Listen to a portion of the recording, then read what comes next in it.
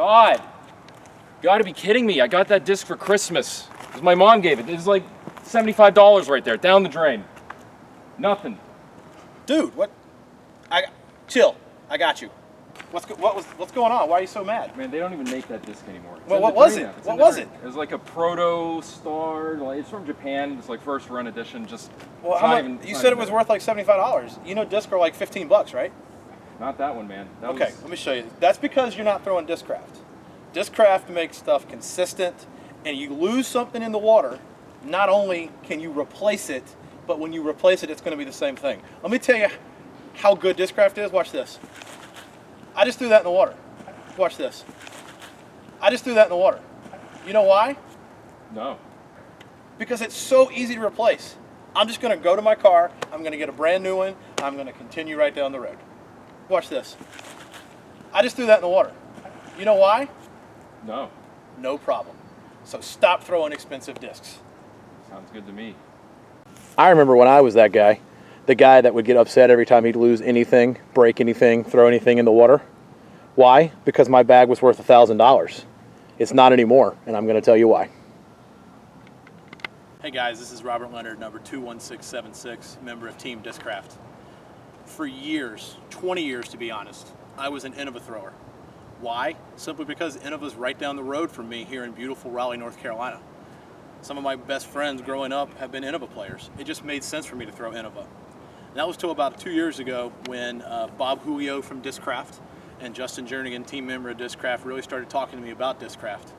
And not only have I learned how great these discs are that I'm going to talk about today, but I cut the value of my bag from $1,000 down to $500.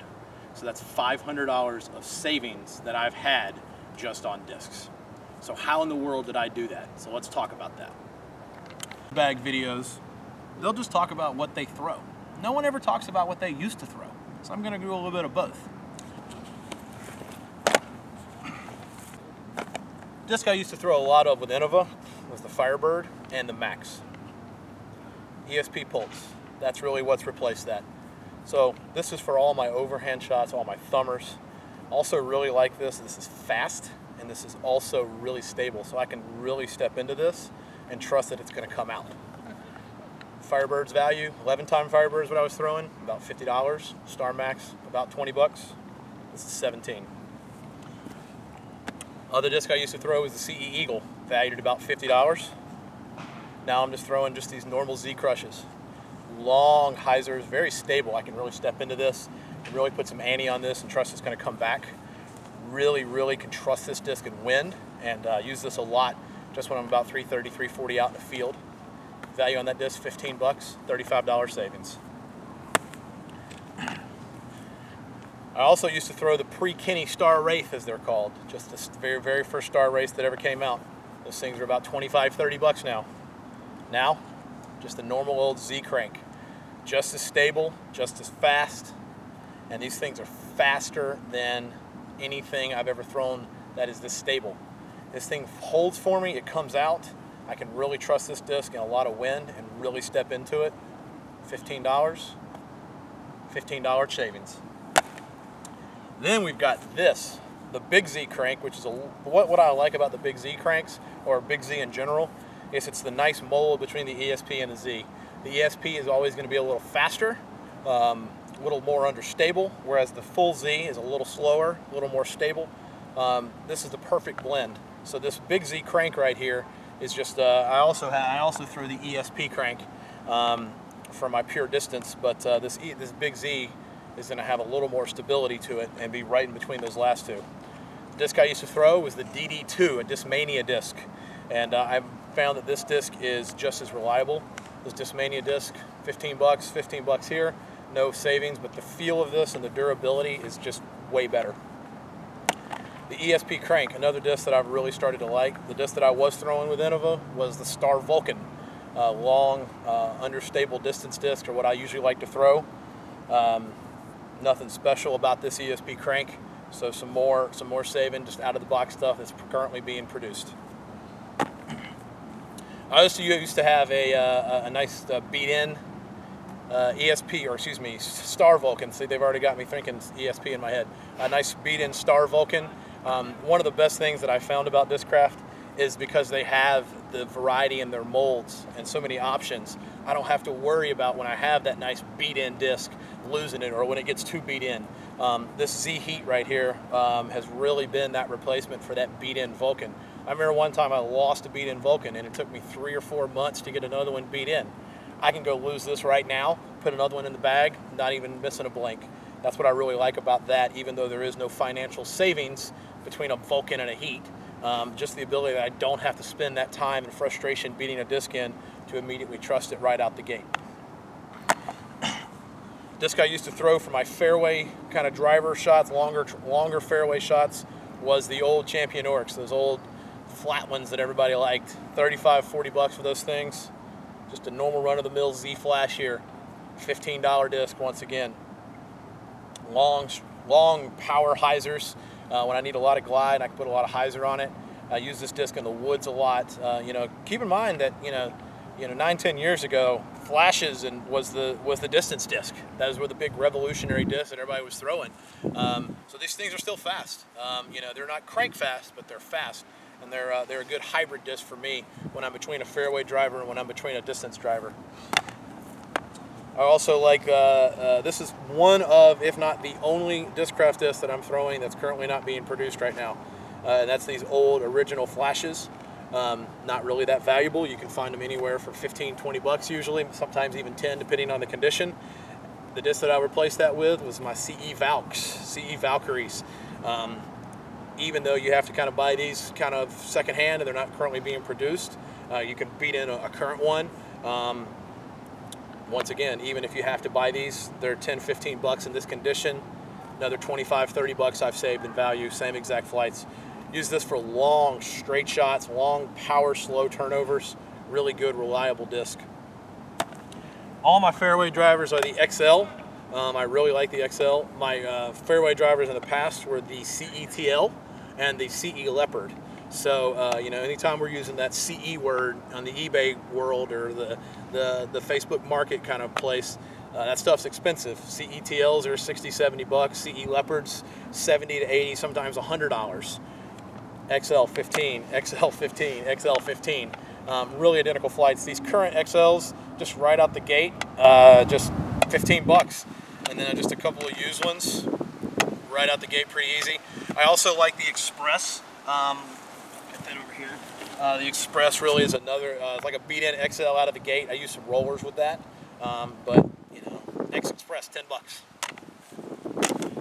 The last driver that I have for rollers is just a nice ESP flash. The disc I used to throw for rollers was a nice beat-in Champion Orc and also a CE Leopard. CE Leopard, old Orc. Here I am talking about those phrases again. Another 60 bucks in savings just by using just a run-of-the-mill current ESP flash. My mid-ranges, I love the Wasp. The mid-ranges I was throwing for my stable mid-ranges was the 11-time Rock. 11-time, not 12-time, 12s are what's being currently produced. 11-time Rocks are 50 bucks a piece. Here I got 2 Wasps that are 15 for a Z, 10 for an X. So I can throw some anhyzer on this orange Wasp and it's just gonna come out, this Z, gonna come out of it and stall. I can throw nice trusting wind hyzer shots. And this X Wasp is really just one of my primary hyzer discs.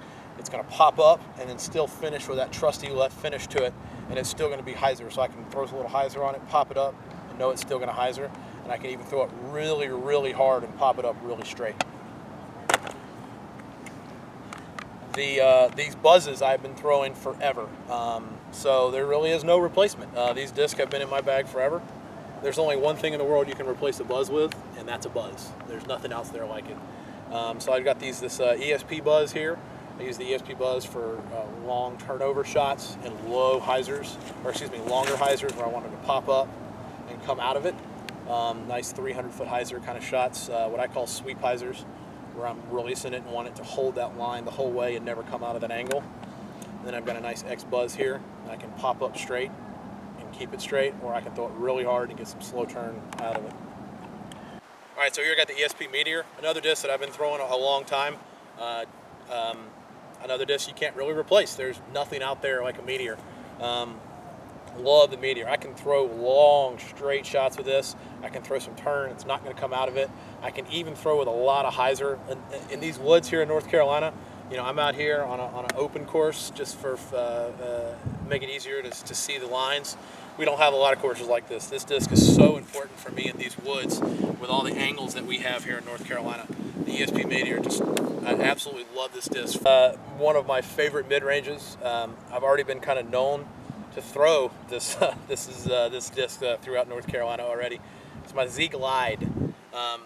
This is really like a hybrid disc. Most people talk about it. It's profiled as a driver because of the way the lip is. To me, it flies like a mid-range, feels like a mid-range, but it definitely has the speed and the glide for the driver. This is the most appropriately named disc of all time. The amount of glide this disc has is crazy. Disc I replaced it with a 10-time rock. So you're talking about a $60 or $70 rock that had to be beat in perfectly, that this Z Glide just right out the box flies like. So I can throw this really soft and get about 270-foot lasers where I'm just holding a line, just holding it the whole way. If I really step into it, it's going to fall right. That's really important for a lot of these woods holes in North Carolina, a lot of long turnovers, hyzer flips. Cannot speak enough about how much I love the Glide and how much this has been one of the most important discs for me. The Stratus. I used to have some really, really super beat-in 10-time rocks. So we're talking another $70 disc that I've replaced with a $10 disc here. The Stratus is super flippy. Another one of these discs that's profiled as a driver. Feels like a mid-range, flies like a mid-range.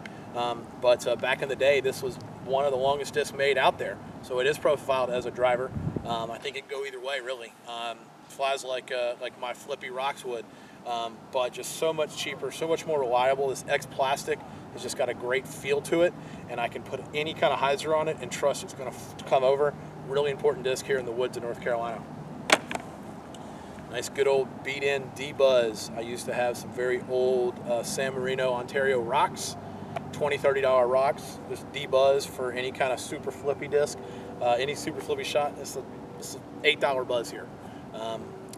I don't have a sidearm. I'm slowly trying to build it into my game, but without a sidearm, I need a disc that goes extremely far right, just because of the angles of some shots. So that's what this disc does for me.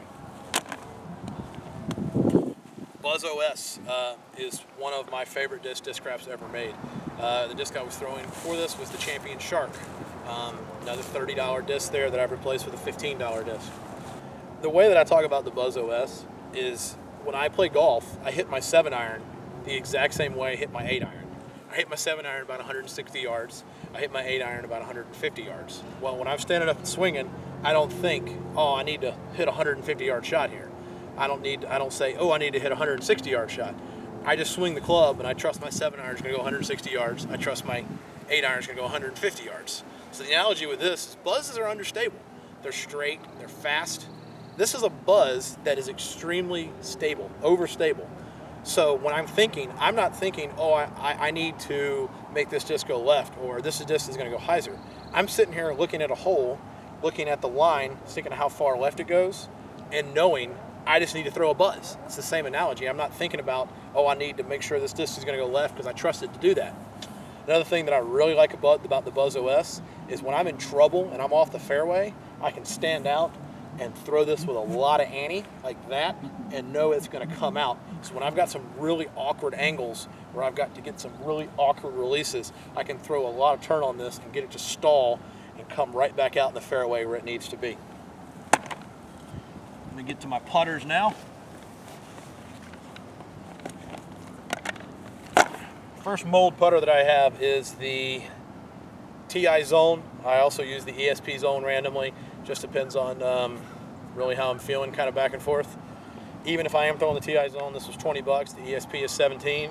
Disc I replaced it with was a 10-time AVR. It's a $70 AVR. This disc is so stable. This disc can fly in the wind great. I can throw it with ante.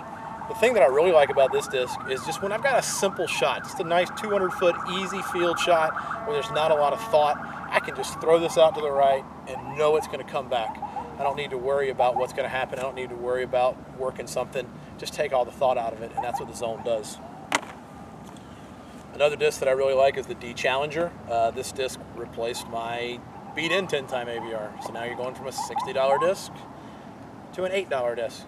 Just run-of-the-mill D Challenger here. Love this for long straight shots that finish left and any kind of long, really longer putter turnover. All of my putters that I'm using for straight and turnover shots are magnets. These are just the run-of-the-mill soft D magnets here. Every single one of them is just the current ones they have out right now. My old ones were those old Ontario San Marino double ring putt and approaches. So you've got $15 to $30 AVRs, and here you got $8 magnets. I got a blue magnet that goes really straight for me. I've got a yellow one that I can throw with a lot of hyzer and have it slowly come up straight. And then I got my two flippy ones, which I call Pinky and the Brain. I got Pinky, and I got the Brain.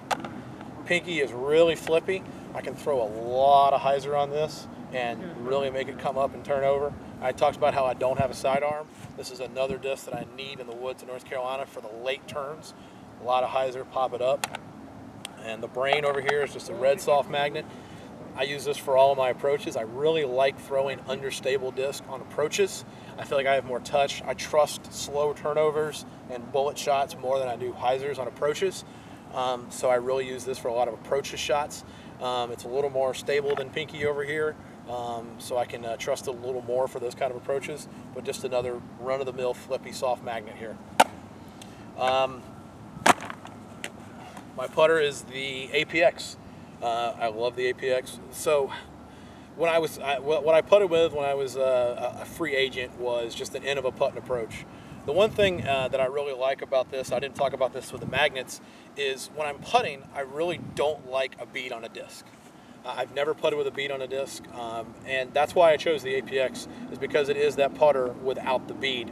I am going to mess around with a Roach. I'm looking forward to trying that out this year and seeing how that works out, because that's a really great beadless putter Discraft's recently come out with, but for now I'm putting with the APX. You know, and one thing that I didn't talk about with the magnets that I really like, you know, I throw these. You know, I don't putt with these. So I like the fact that these are flippier and I can pop them up, but they do have that bead. That was something that I previously didn't have, and that gives me a little more torque ability and a little bit more advantage when throwing hard and trying to get some angles. So that's it, guys. I would love your comments, your thoughts, and definitely let me know how you've saved money switching from all the out of production stuff to all the great stuff that Discraft is now providing in production. So how much money have you saved? How much time and how much frustration have you saved? How much time have you saved not diving in lakes after that favorite disc? How much money and frustration and illness have you saved not diving in those lakes for that crazy expensive disc? So comment below. You can Facebook me, robert.mtl.leonard. It's my Facebook page. I'm on Twitter, _MTL_. You can also follow me on Instagram, rleonard21676. I'll be glad to answer any questions. Be glad to hear, and I'm looking forward to hearing how much strokes and money Discraft has saved you this year.